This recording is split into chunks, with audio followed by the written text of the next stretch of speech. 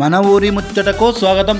నియోజకవర్గంలోని బీర్కూర్ మండల కేంద్రంలో ఎస్సీ కాలనీలో 65 లక్షల రూపాయలతో మంగళవారం సీసీ రోడ్డు, డ్రైనేజ్ నిర్మాణ అభివృద్ధి పనులకు రాష్ట్ర వ్యవసాయ సలహాదారులు, మాజీ శాసనసభాపతి, బాన్సోడ నియోజకవర్గ శాసనసభ్యులు పోచారం శ్రీనివాసరెడ్డి భూమి పూజ కార్యక్రమాన్ని నిర్వహించారు. ఈ కార్యక్రమానికి ముఖ్య అతిథిగా రాష్ట్ర అగ్రో చైర్మన్ కాసుల బాలరాజు హాజరయ్యారు.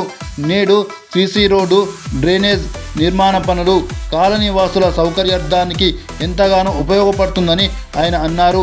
నేడు వర్షాకాలం ఎదుర్కొంటున్న సమస్యలకు అంతర్గత డ్రైనేజ్ వ్యవస్థ, సీసీ రోడ్ల నిర్మాణంతో శాశ్వతమైన పరిష్కారం కాలనీ వాసులకు లభిస్తుందని ఆయన పేర్కొన్నారు.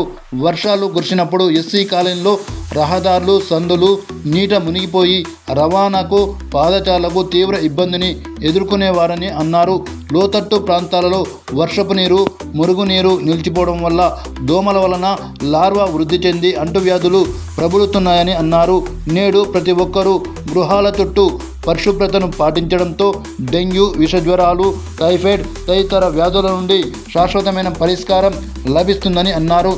దీని పట్ల ఆరోగ్య సిబ్బంది దృష్టి సారించాలని ఆయన సూచించారు.